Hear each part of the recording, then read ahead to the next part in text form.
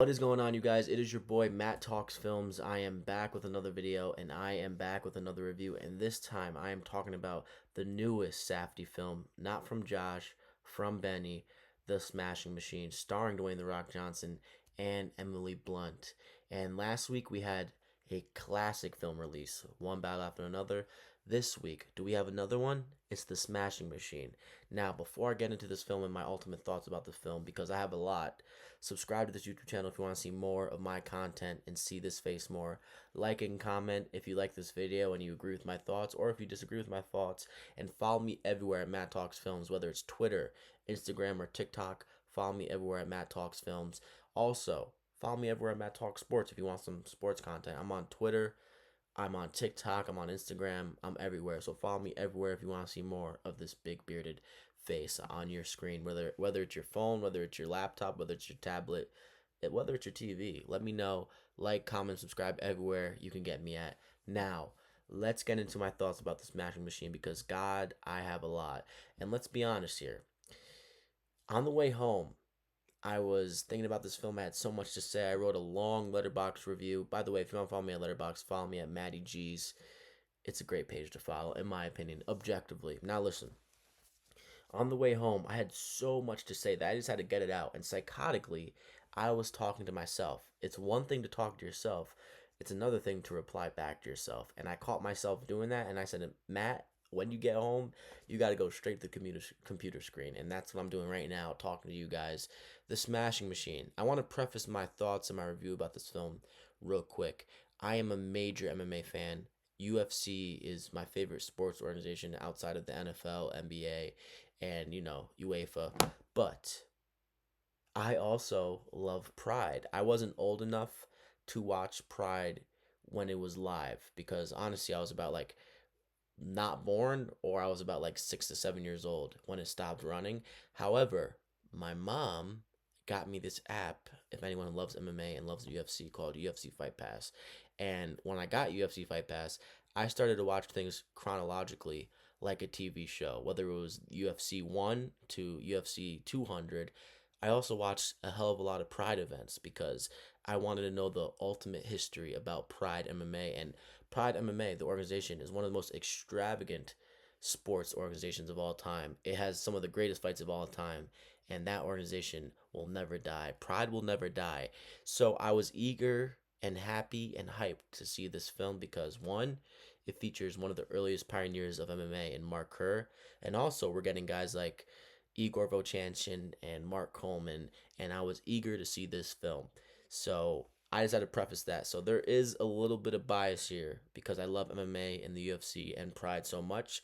So I will be nicer to this film than a lot of other people because honestly, I can see a lot of people hating this film, and honestly, I don't blame them because there are some things I strongly disliked about this film, and we will get into it. But anyway, The Smashing Machine. Now, everything you've been hearing about Dwayne The Rock Johnson's performance is more than true. He is magnificent in this film. It's his career best performance, and don't be surprised if you see him on the ballot for Best Actor when it comes to Oscars this year. It's his career best performance, and that cannot be overstated enough. People are saying, oh, you think Dwayne The Rock Johnson is just good in this film because he changed his body so much, he changed his hair so much, and he went through this tremendous transformation to transform into Mark Kerr. That is a plus, but he is great.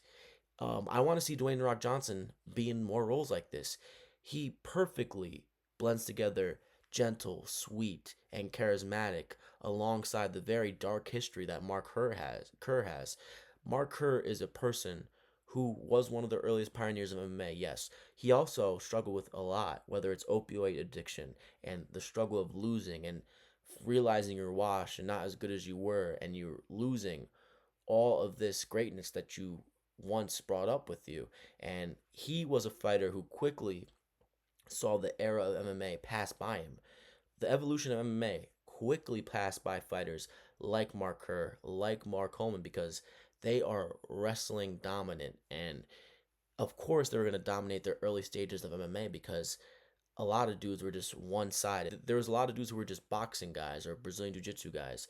Now, as MMA evolved, all guys fighting now can do three things very strongly, whether it's Brazilian Jiu Jitsu, kickboxing, or boxing. Like a lot of dudes can do all three of those facets of the game tremendously. Mark Holman and Mark Kerr were guys who were heavily dependent on wrestling. Their striking was horrible, and we got to see that unfold in this film. We got to see Mark Kerr realize that the game was passing him by, and he learned that whether it was taking opiates or whether he was in his final fight against Ensign Inu in the Grand Prix in 2000. I know he retired in 2009, but that was a big turning point in his career. And I think Dwayne The Rock Johnson is terrific here. I think the emotions he conveys are some of the best emotions he's ever conveyed as long as he's been in film. Dwayne The Rock Johnson has been a guy who would clearly do films just for money, whether it's Jungle Cruise, Jumanji, Moana, and now Moana live action. He is still doing films just for money. And who can blame you when studios and filmmakers are throwing that type of money at you? However, he's clearly taken a shift in his career. He wants to do films where he will get nominated for Oscars. He wants to do films that will prove people wrong. And honestly, as a guy who loved Dwayne The Rock Johnson, whether it was wrestling or growing up as a kid, I am one of the people who's been doubting him recently. I hated him. For a while, I hated watching him on the big screen. I thought he was a terrible actor. I thought he was doing terrible products.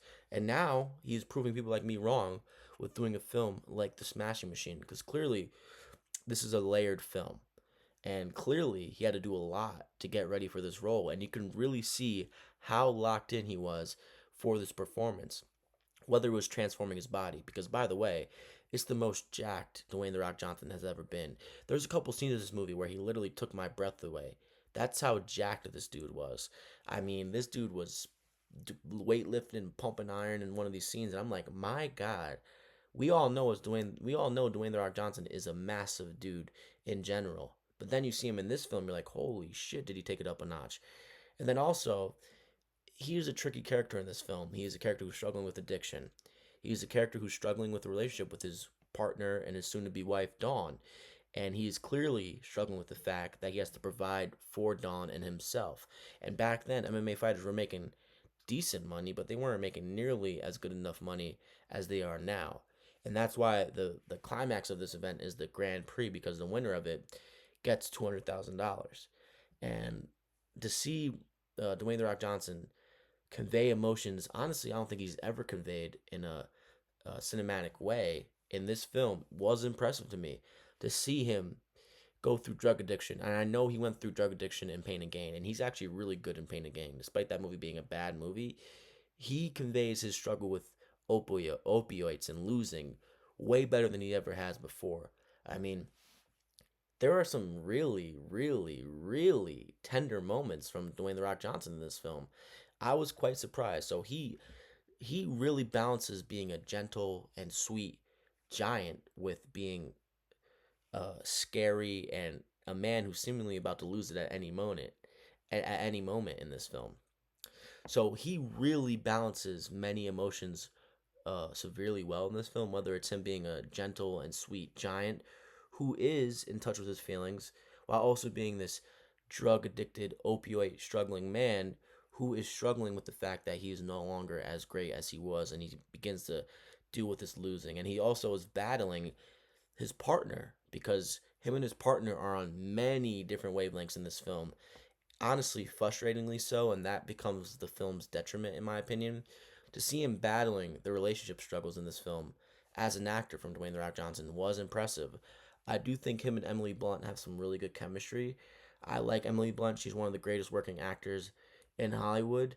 However, she is also one of the worst parts of this film, and it's not really her fault, which we'll get into. But the major takeaway from this film, outside of another thing, has to be Dwayne The Rock Johnson. It's his best performance.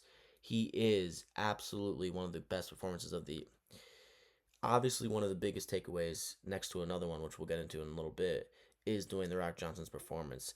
He is absolutely mesmerizing as Mark Kerr. Like, you don't see Dwayne The Rock Johnson, which is hard to do because of how big of a star he is, but he definitely is absolutely transcendent in this film, and I do feel like this film will be praised mostly because of Dwayne The Rock Johnson, and he will most certainly be on the ballot for Best Actor at the Oscars.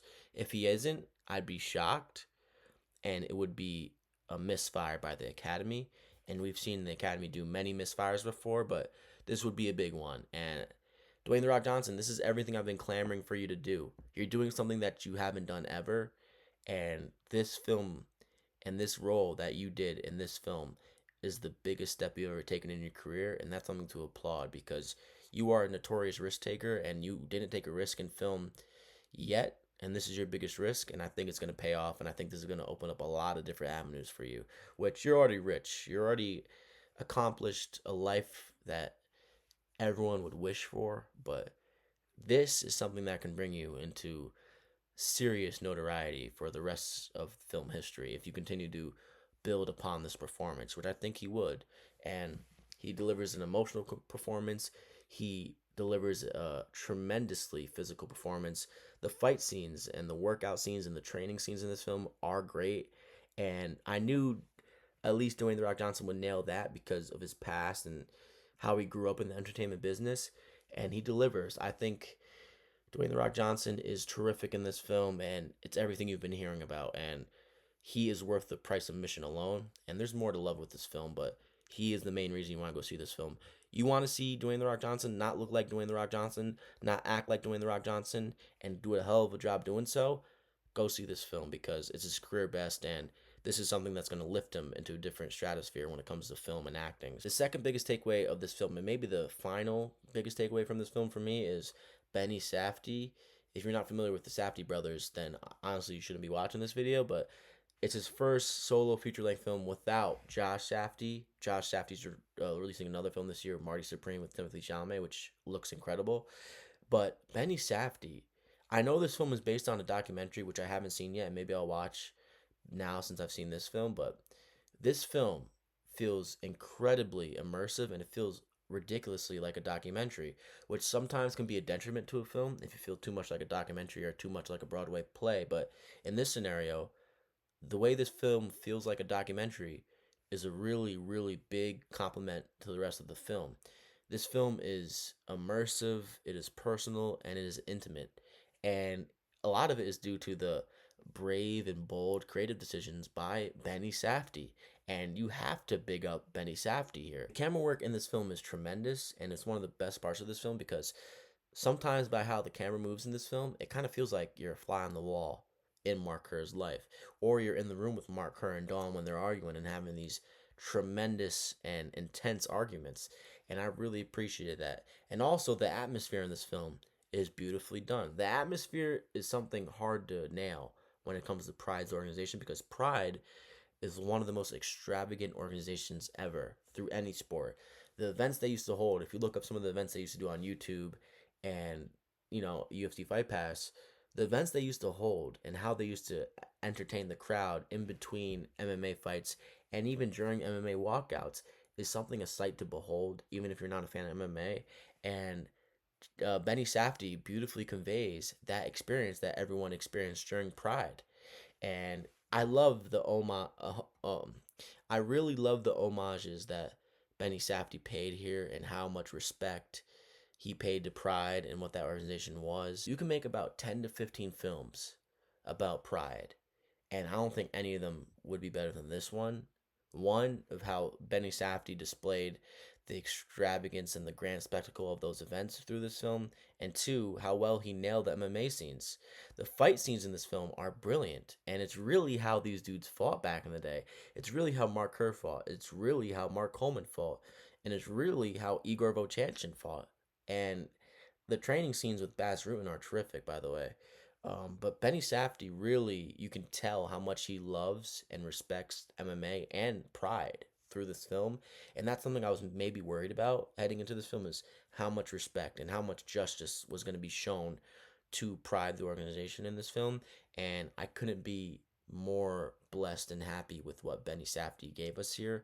And I think anyone who has any sort of knowledge or love towards MMA and Pride will be happy with this result as well because how could you not be if you love Pride and MMA because Benny Safdie truly delivers a great experience and a great representation of what Pride used to be and what these fighters used to be like.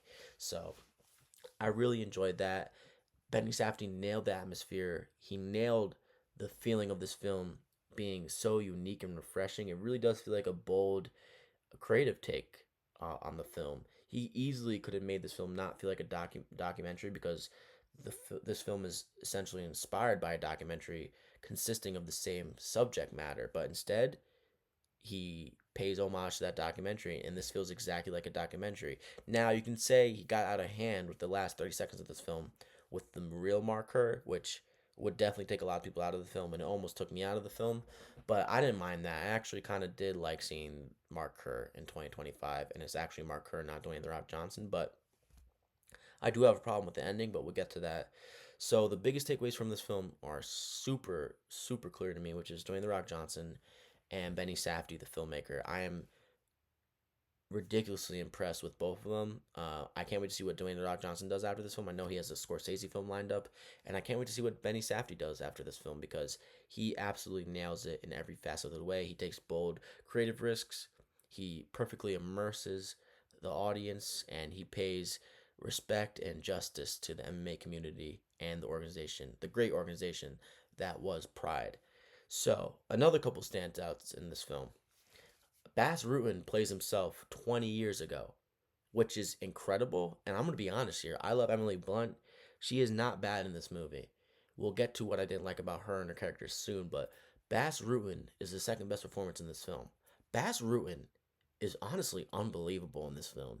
There are a couple scenes with Bas Rutten where you're like, Bas Rutten, especially if we know Bas Rutten, he's this enigmatic and charismatic MMA figure. And not only was he a great MMA commentator, he is just a great person, and he was a really, really influential fighter. He is so goddamn good in here, and I know he acted in Here Comes the Bloom and a couple other films, but dude, he is fucking really good, and he's a really good aspect of this film. There's a really intense scene when him and Mark Kerr are training, and he gets hurt, and how he gets hurt is the main reason why his career ended, and it's a really intense scene, and it's kind of like, hey man, did not know you had these acting chops. He is really proud of himself, and I don't even know him, but I just know he's proud of himself from this performance. So shout out to Bas Rutten. He's the second best performance in this film.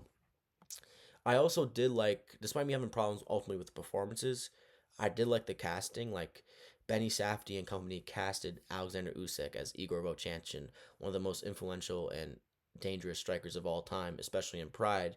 And then he casted Ryan Bader, former UFC fighter, top contender in the UFC, and former Bellator champion, as Mark Coleman, which is really, really interesting because he could have easily casted an actor who is an actor and who's never fought in MMA. Instead, he cast combat sports fighters in multiple roles, and then he cast Ryan Bader in one of the most important roles of the film. It didn't totally work for me because I think Ryan Bader ultimately is an MMA fighter and he's not an actor. And this film is honestly surprisingly relying on Mark Coleman's character in this film.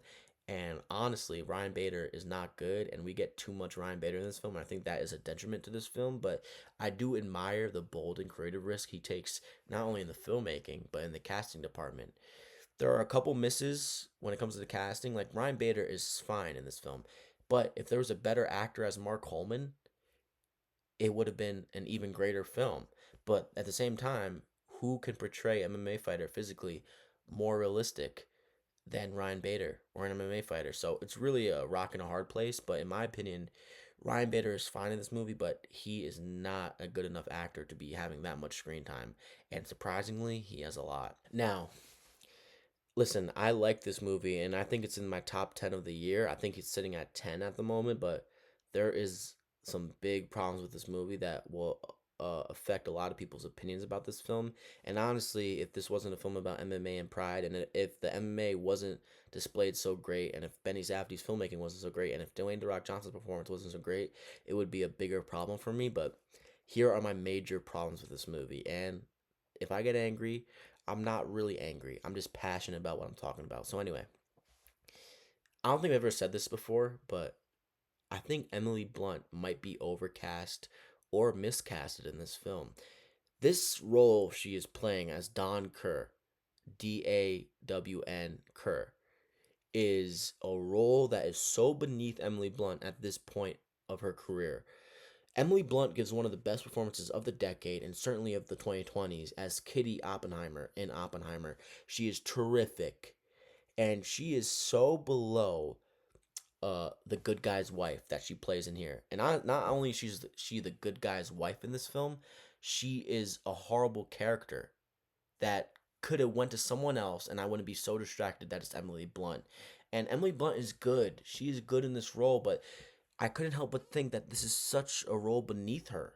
Like, this role is so beneath her that it's honestly infuriating and annoying that she even did this role. Like, she even accepted this role.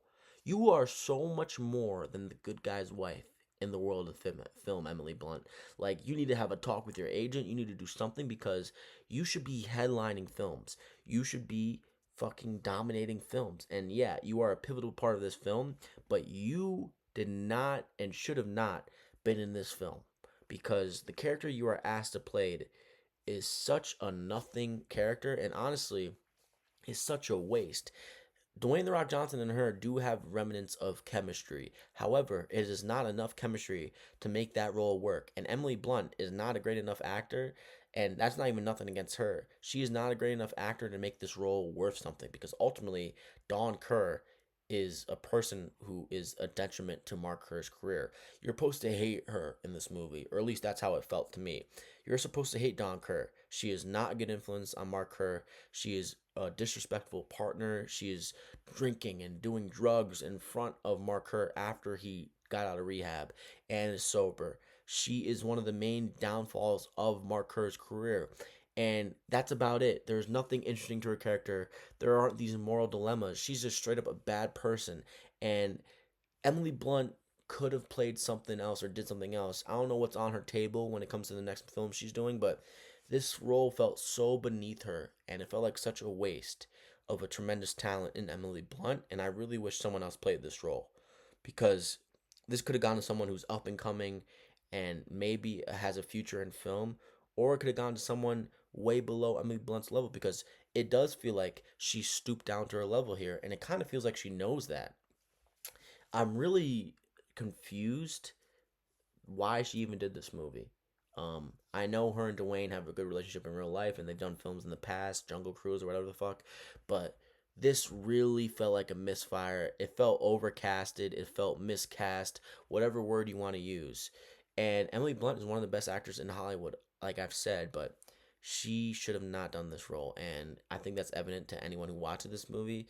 It's a complete waste. I think Dawn Kerr is a villainy character, and I don't know if Emily Blunt should have done this role at all. I think it's a huge miss. It's a huge miss. And honestly, I was infuriated by Mark Kerr and Dawn Kerr's relationship in this movie. It is absurd. I didn't watch the documentary. I don't know the real life relationship between Mark Kerr and Dawn Kerr, but every time we got to see their relationship on screen, except for a couple moments, it really felt like a detriment to this film, and it was super annoying, their relationship. It was just evident she's a bad person, and they kept on honing in on the same message. There was no wholesome moments between Mark Kerr and Dawn Kerr in this film. There are no romantic moments to levy the egregiously bad moments between the two. And Mark Kerr is not an abusive human being. He punches a door in this film, but not only is Dawn Kerr emotionally abusive, she is just straight up annoying and horrible partner. I mean, there is really no romantic elements to this film that levy the brutality of this relationship, and that is key in relationships like this on film. You have to add some romantic aspects to this film to even tie you in and want to make this relationship work. Because the end of this film, it ends abruptly, which is another problem with this film for me. And Dawn and Mark get married 10 days after he loses in the Grand Prix, and there's not even a moment in my mind or any viewer's mind in this theater where you're like, hell yeah, or I'm glad that worked out. Because one, they ended up getting divorced, and two, the relationship is a complete shit show. She ruined his career. I mean, she has a hand in it. I mean, she was a terrible influence. So Emily Blunt should not have played this role. It should have gone to someone different, and it has nothing to do with her acting capabilities because we all know that her acting capabilities are terrific. And I hated this role for her. I hated the character of Dawn Kerr. If there was some way to get her character not involved in this film, that would have been fine. Because honestly, I think it would have worked out to this film's benefit because I hated Dawn Kerr in this movie. hated her, bro. It almost ruined the entire movie for me. And the point of, I think the point of her character was to show how much of influence she had on Mark Kerr's downfall, and how much she affected his life, and how much he was caught up on her despite realizing he shouldn't really be. But she's as addictive and as detrimental to his life as opiates were. And that's the main point of her fucking character in this movie. There is no romantic levity to her, and it's really infuriating. And it's honestly shocking that this was a creative decision by Benny Safdie to include her character so much and to have it go to a prominent actress in Emily Blunt. So that clearly rubbed me the wrong way, and her character was a big nothing. And so moving forward, I have another casting problem, but I kind of expanded upon it a couple minutes ago. Ryan Bader. There is so much Ryan Bader in this movie, and it makes sense because Mark Kerr and Mark Coleman had such a strong relationship in real life. So it makes sense why Mark Coleman was utilized as much as he was in this film. But Ryan Bader is not an actor. He is an MMA fighter. He is a former Bellator champion, and he is a former top-ranked UFC fighter. And there is so much Ryan Bader in this movie, and he is fine for someone who's never acted before. But there is so much of him that it honestly affects and becomes a detriment to the film, because Dwayne The Rock Johnson's giving such a performance. Emily Blunt, despite me not liking her usage as an actor and despite me not liking her character, there is a clear discrepancy in acting here when it comes to Ryan Bader. Ryan Bader is not a good actor, and we get so much of him that becomes a main stay in this film, and it becomes evident while watching that Ryan Bader is not a good actor. So that's another problem, but I get it. I get why he was casting in this film. It is a very purposeful casting. You want a guy playing Mark Kerr to resemble an MMA fighter, and you want him to look like an MMA fighter, and that's what Ryan Bader does. Some of the best acting he does in this film is when he's walking to the ring, or he's walking, because he looks like an MMA fighter, because he is an MMA fighter. He has cauliflower ears. He looks like an MMA fighter. So I completely understand the casting, but his acting was just bad, and it's a detriment to the film. I also did not like the score of this film. I thought the score stunk. The Frank Sinatra song in this film is the only good usage of a song in this film, and it's during a really great training sequence. But that's really about it.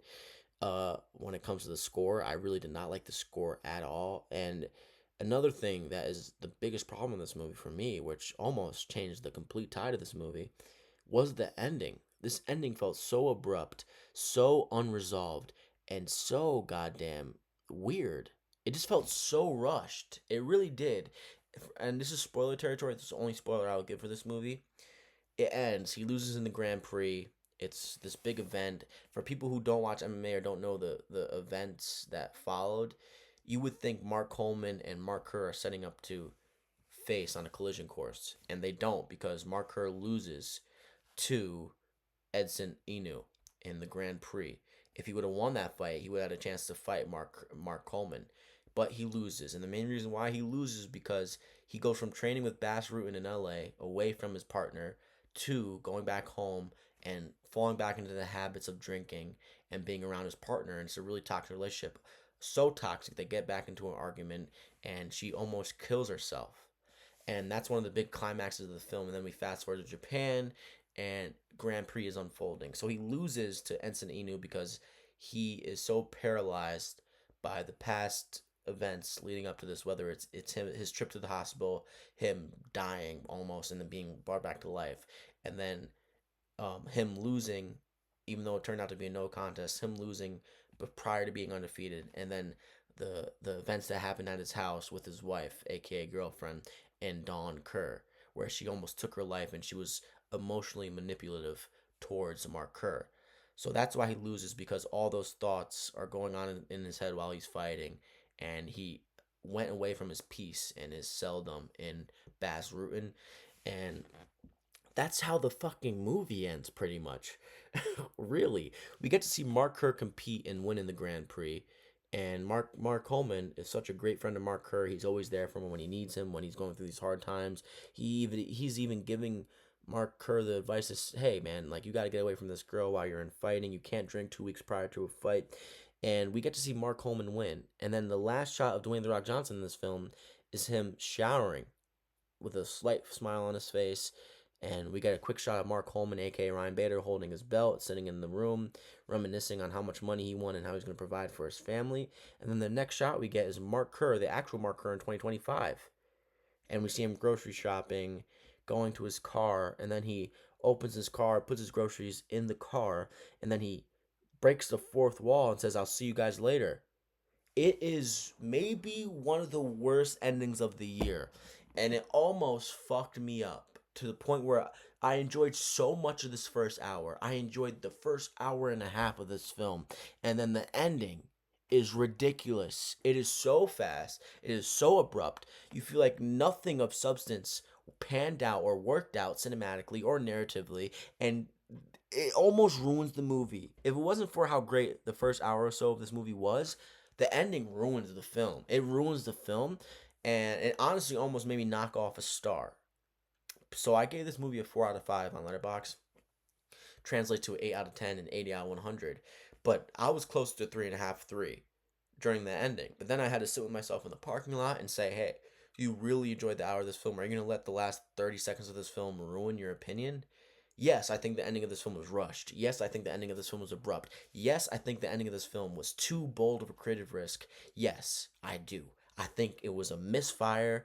I think the Emily Blunt casting was a misfire despite how great she is. I think Ryan Bader, I understand the purposefulness of the casting of Ryan Bader. Ultimately, we get way too much Ryan Bader acting in this movie. I hated the score. However, Benny Safdie, yes, I didn't like the creative risk at the end of this film. Yes, I didn't like the score or the soundtrack selection, but the way this film feels like a documentary, the way this film is so personal and intense and intimate is a huge benefit to the film. I love the respects he pays to Pride. I love the respects he pays to MMA. He is clearly in love with Pride and MMA. And then Dwayne The Rock Johnson is terrific in this film. It's his career best performance. And this film almost completely lets down Dwayne The Rock Johnson. Like, we need the final scene to be with Dwayne The Rock Johnson. I think this scene would have been way. I think the film would have been way better. Instead of getting Mark Kerr, the real Mark Kerr, grocery shopping and breaking the fourth wall to us at the end of this film, and instead of getting the fucking context of what happens with Mark Kerr in real life, Dawn and Mark get married 10 days later in Vegas, I think it would have been a really powerful scene at the end of this film of Mark Kerr and Dawn getting married. Because we just watched this couple who is extremely toxic and extremely bad for each other fight the entire movie, and we saw how much of a detriment she is to Mark Kerr. If we saw them get married at the end of this film, yes, we all would have been rooting against it and being like, why would they get married? But at the same time, it is a powerful message to convey of how toxic and how much you need someone in your life that you will let it be a detriment in your life as long as you consider it love. And I think that would have worked. I'm not a filmmaker yet. I'm not a script writer. I'm not a screenplay writer. As much as I tried, I failed. But that ending almost ruined the entirety of this film. I really don't get it because this is not a documentary. This is based on a documentary. So why did you make it a documentary with the last 30 seconds of the fucking movie? Man, and you know, I have so much wrong with this movie, and I don't want to seem like I'm shitting on the movie, but it is a huge miss. It is a huge misfire. Out of all the misfires in this film, I can overlook it. But the last 30 seconds of this movie is astonishingly weird, astonishingly bold, and that I admire. But sometimes bold, creative decisions are just overthought, and this is clearly one that was overthought. And a lot of my transgressions right now and how I'm moving comes off as a guy who's bothered. I am not bothered. I'm just passionate and angry that Benny Safdie almost ruined his film. I don't think he ruined it. I think there was enough greatness in this film that makes it worth. I still think it's a top 10 film of the year. That's arguable to a lot of people, and I think a lot of people will hate this movie. But there's too much to like. The MMA fighting in this film is great. The cinematography is pretty goddamn good. The atmosphere of this film is pretty goddamn good. The way this film feels like a documentary, usually not a compliment. It's a compliment when it comes to this film. I think Dwayne The Rock Johnson is great, and listen, I think Bas Rutten is great. But man, I would be lying to you guys if I wasn't conflicted and if I wasn't slightly angry with some of the things I got in this movie because there's parts, especially during the earlier part of this movie, where I'm like, man, this is one of the best films I've seen all year. And then when we get to the relationships with when we get more in depth with the relationship of Dawn and Mark, I'm like, dude, this is pretty annoying. And I get it. I get the point. I get the point. The girlfriend's supposed to be bad. She's supposed to be the detriment to him. Blah blah blah blah blah. I get it. that felt like I was saying that a lot watching this movie. I get it, I get it, I get it, I get it, I get it. And then the ending is like, dude, what the fuck are you doing? This is based on a documentary. Why are you making this a documentary at the end of it? And that infuriated me. It infuriated me quite a bit. So, I've been talking about this movie for quite a bit. Listen, I like this movie. I like it more than others because I am an MMA fan. I love Pride. I think Pride will never die, and I think this movie beautifully demonstrates the hardships of an MMA fighter, particularly Mark Kerr. We get to see the triumph of victory, and we get to see the agonies of defeat, and we get to see an MMA fighter during an era that was heavily involved with steroids, and we get to see the decline of him as a human being through his opioid addiction. We get to see the decline of him as a human being through the relationship of him and Dawn, who Dawn is pretty much an opiate. She is a drug that he cannot stop using, and she ultimately is a detriment to his career and the downfall of his career. And I love seeing Mark Kerr's relationship with Mark Coleman and Bas Rutten, despite me not loving the acting of Ryan Bader. But this is still a good movie. It is still a watchable movie. Despite me thinking there are many misfires in this movie, I still enjoyed myself, and I do think the first hour or so is great, and I think it's worth the price of admission. Dwayne The Rock Johnson is worth the price of admission, and despite the last bold and creative risk that Safdie takes in this film, all the other creative risks are purposeful, make sense, but he almost botches it at the end. He really almost botches it at the end. This may be too of an abstract comparison because they're completely different films. This film almost frustrated me the same way that Alien Romulus did. While I'm watching Alien Romulus, I'm like, dude, this is one of the best films of the year. It is one of the best alien films I've ever seen.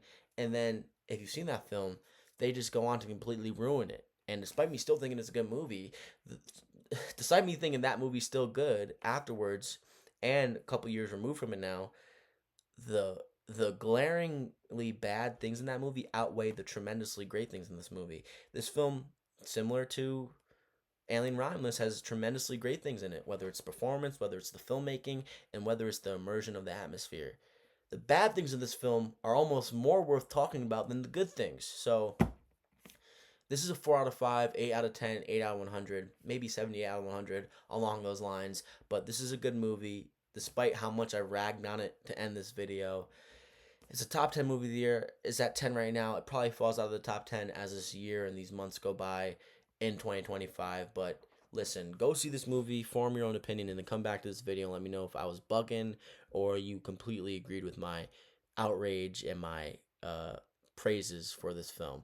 So, The Smashing Machine, a film I was heavily anticipating, disappointed me in some aspects, really impressed me, and really blew me away in other aspects. That's the duality of art and film, fellas and women, hopefully, who are watching this. So, it is your boy Matt Talks Films. Follow me everywhere on Matt Talks Films for more content like this. And if you want to see this big bearded man on your screen, however you're watching, I'll catch you guys on the flip side. I'll see you next week, or I might do a video on the new Daniel Day-Lewis film, depending how good it is. I don't want to pronounce the film title name because I don't know it, but I'll see you guys next time, and I'll see you next Friday. And if there's nothing good coming out next Friday, I will rewatch one of my favorite films of all time and talk about it with you guys because guess what? I love talking to my 32 subscribers. But anyway, I'll see you guys next time.